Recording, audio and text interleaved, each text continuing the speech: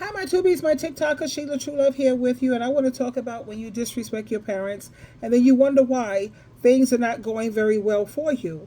But it's just like the Bible promises God could do all things except for lie. When you disrespect your parents, and you wonder why is it that every single relationship I get in, it never seems to work. I mean, I'm constantly meeting up with these guys who treat me badly. They never seem to be faithful. They never seem to treat me right, and things just constantly keep going wrong. Or why isn't my relationship with my children working out? I don't understand it. Well, take a listen to these things, and I'm going to let you listen to these clips, and then I'll get back to you with my commentary. Respect your mama, you putting this hat on. When you talk back to the woman that brought you into the world, like how in the world can you raise your voice at the one that walked you when you couldn't walk, the one that changed you when you couldn't change yourself, the one that stayed up with you through your teeth ache, through your ear ache, things you don't even remember, and you have the audacity to raise your voice, to raise your hand at God's creation who decided to use her as an incubator to bring you into the world? When you disrespect your mama, you putting this hat on. When you talk back to the woman that brought you into the world, like how in the world can you raise your voice at the one that walked you when you couldn't walk, the one that changed you when you couldn't change yourself, the one that stayed up with you through your teeth ache, through your ear ache, things you don't even remember, and you have the audacity to raise your voice, to raise your hand at God's creation who decided to use her as an incubator to bring you into the world? I agree 100%. How can you be so disrespectful to the one who is the reason why you're breathing? And don't come at me with I didn't ask to come here, because none of us asked to come here. But, shit happens. Excuse my French. It is what it is. Let me share another clip with you. When we talk about this generation of youth today, they are so disrespectful to their parents, especially to their mothers. And I'm so happy to see that finally they're making more videos to become advocates for the mothers, because you'll notice that they have so many videos of these young people talking about how toxic their parents are, how no good they are, the MFers, the mother. It's always the mother. You know how that goes. But it's just so great that I'm seeing more and more videos with people speaking out and becoming, like I said, advocate for the woman who's responsible for you even breathing. Yes, go ahead, girlfriend. Speak your truth. Talk about this generation of children who are turning against their parents, their mothers, their fathers even. It seems to be all the rage to go on TikTok, that is the youth today, who are creating videos disrespecting their mother, their father. Mostly I'm seeing a lot of mothers under attack by their own children. As a mother, we have fed you, we have clothed you. And before I continue down this list, this is where the self-entitlement and disrespect comes in from the youth. But we didn't ask you to do those things. We didn't ask to be here. But you sure are loving the ride. You're sure enjoying the blessings of being here. You got your TikTok, you got your little buddies, right? Truth be told, it is a woman's right to not go to term with a child in her womb. That's right. Any mother who has never abandoned their child, who has carried them to full term, that means they didn't abandon them in the womb and they didn't abandon them outside the womb. Clearly wants their child here. It seems to be that the children of this generation don't want to be here. And that has a lot to do with trauma. Not trauma brought on by the loving parent, but it is brought on by this generation of children who have an incessant need to want to be seen, valued, loved, all good things. However, there is so much dysfunction in their peer group. They're not really receiving any of that. In fact, because they're not all even focused on that, because they're too busy trauma bonding over how mad they are that their mother chose to bring them into this world. Their mothers chose to bring them into this world. I can't remember how many years, I think it was maybe 6 years ago, one of the first videos I saw blew my mind away. It was a young girl boasting about how she got a $5,000 bag, a handbag, because her bleep, I'm doing the bleep because you know what she called her mother. She called her mother the B word. Yep. Wouldn't buy her this $5,000 bag. And she boasted about going on TikTok and getting a sugar daddy, that's real safe, to buy her the bag. I believe as mothers, and I'm guilty of this as well, in this generation, there has been a lot of spoiling of our children. You see, because from the 70s, the 80s generation, a little bit into the 90s, we did not have the technology that we have today, all the vast gaming systems out there today. I mean, we have this little controller for like Nintendo, you know, it was just a little cube and a stick, and the graphics were not that great, but we thought it was phenomenal. We had our Cabbage Patch Kids, Garbage Pail stickers. There were cards, trading cards. But you know what else? We built forts together. We went on long walks in the woods. We actually went in the home when the lights went on, or when our parents would call us for dinner. We could be found at the local arcade. And back then, they actually had arcades in certain convenience stores. Yeah, you'd get lucky to find maybe Pac-Man, like one of those games there. And we would always look for quarters. We would work for quarters so we can go play our video games at a convenience store. And then afterwards, bonus, go get some candy. What is it that I'm describing here? What was it that we were doing that this current generation fails to do today? We weren't trauma bonding. We were not trauma bonding. We were actually bonding. We had healthy bonding. Yeah. We were building up one another, laughing, playing games, building forts. Man, we were even like architects. So growing up in that generation, I myself in the 80s and other mothers, the things that we have at our disposal today that we never had growing up, we want to honor and bless our children with those things, and our children today have become painstakingly spoiled. They don't even realize how good they have it. They believe that it should be automatic, that they should. Self-entitlement. And then this goes into parenthood. We raise our children. We put a roof over their head because we want them there. We want to bless our children. We give them everything that we could possibly give them, right?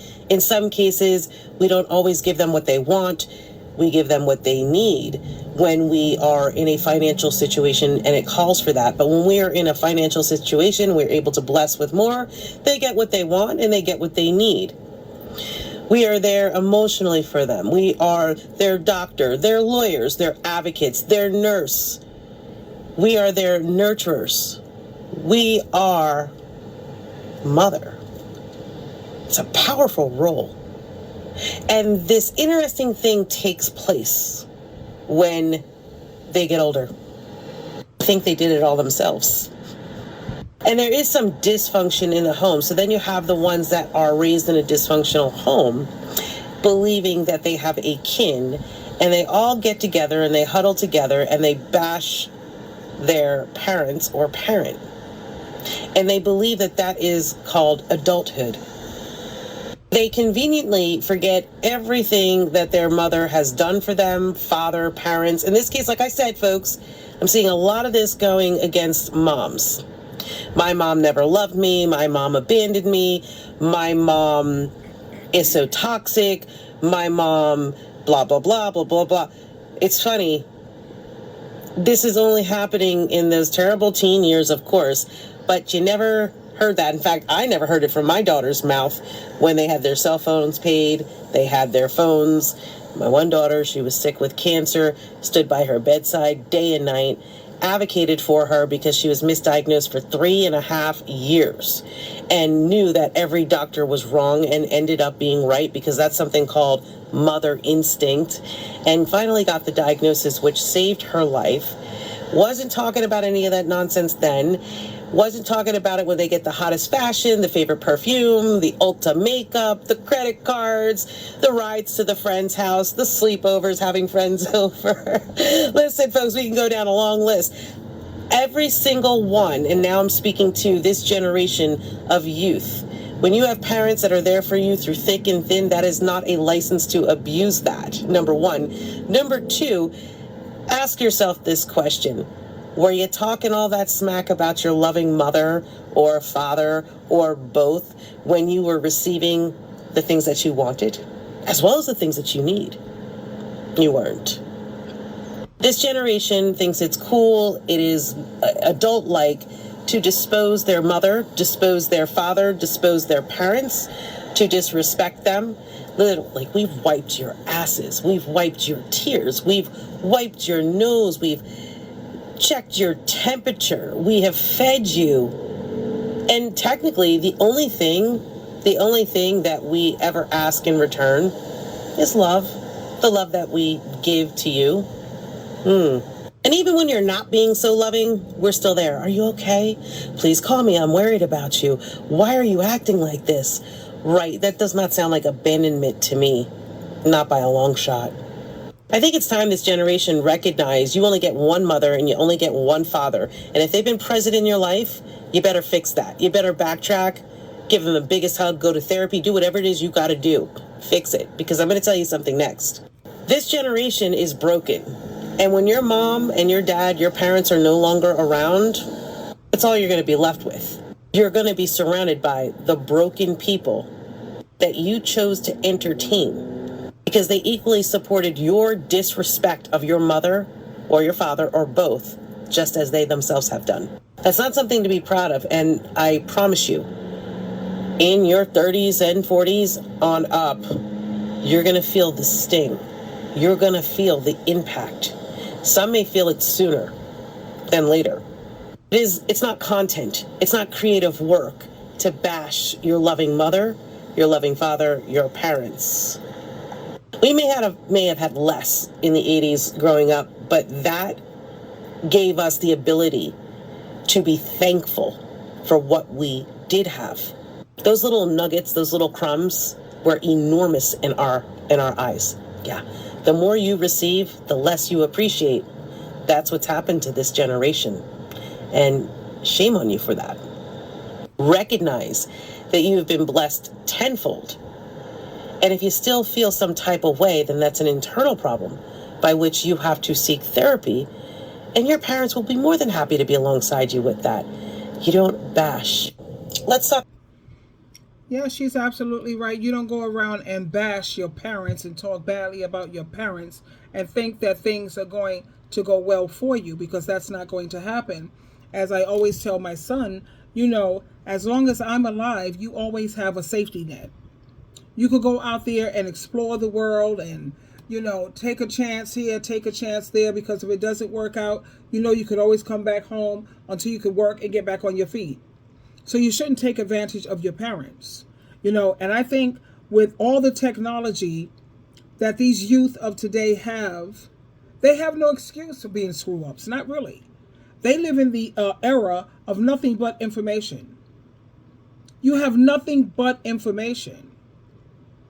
And I think about how I look at these women, especially these women, how they are so willing to put up with so much abuse from these no good toxic husbands, gamblers, alcoholics, drug addicts, abusers, bullies, abusing you mentally, emotionally, financially in a lot of cases, how they bully you, and you're willing to put up with all of that crap.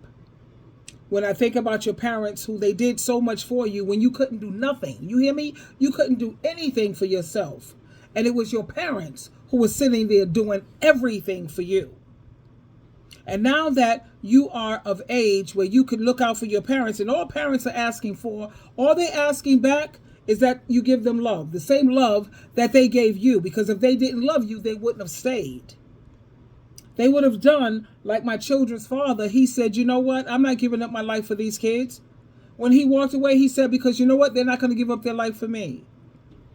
For example, let's say you have a daughter. She meets some man and you don't like this man. and you tell her no, it's no, he's no good for you. It's either him or me. She's always going to go with him. She's not going to give up anything for you. Same thing when it comes to a son who got his nose hole open for some woman who got him whipped. You're the last person he's going to think about. And one when thing, you talk back to the woman that brought you into the world, like how in the world can you raise your voice at the one that walked you when you couldn't walk, the one that changed you when you couldn't change yourself, the one that stayed up with you? Sorry about that, but like he said, how dare you have the audacity to raise your voice to disrespect your parent? How dare you? Yeah, you got a lot of nerve with that. How dare you sit up there and have no freaking gratitude? You have nothing but a bad attitude for parents who did for you when you couldn't do for yourself. And I don't want to hear how toxic they are. Because let me tell you something here at 1 Timothy chapter 5, verse 4. It says, but if a widow has children, a widow is someone who don't have a husband. It's a mother, a parent who has children or grandchildren. The first thing they need to learn is this: to show their devotion to God by taking care of their own family. This is the important part. Come on, come closer. They will be repaying. You're supposed to repay your parents for all that they've done for you. They will be repaying their parents because this pleases God. Okay? Look it up for yourself. 1 Timothy chapter 5, verse 4. That's right. You see that word repay? You're supposed to repay your parents. And here it says, a widow who really needs help. A widow, again, is someone without a husband or someone who has children even. Who really needs help is one who has been left all alone. She trusts God to take care of her. She prays all the time, night and day, and asks God for help. Tell the believers there to take care of their own family so that no one can say that they are doing wrong. Now let me show you the age that you're supposed to start taking care of your parent, especially your mother. 1 Timothy chapter 5, verse 9. It says, to be added to your list of widows, a woman must be 60 years old or older. That's when you're supposed to start stepping up to the plate to repay your parents. If you notice here at Ephesians chapter 6, verse 2 and 3, it says to honor your father and your mother. This is the first commandment with the promise. If you honor your father and mother, what does it say? Things will go well for you and you will have a long life on this earth. It's right there, cut and dry, black and white. Look at it for yourself. Ephesians chapter 6, verse 2 and 3.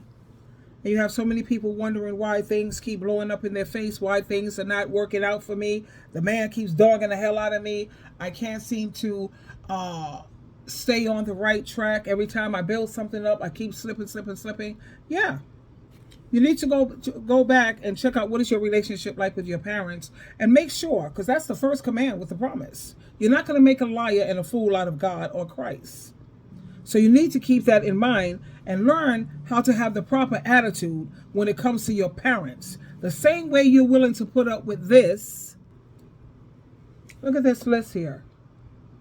You see that? That's on Facebook. You're willing to put up with spouses and partners who are guilty of all of this, but when it comes to your parents, you have no type of patience, no kind of regard for your parents, but yet you're willing to put up with all of this nonsense. And then you wonder why things are not going well for you. There you have it.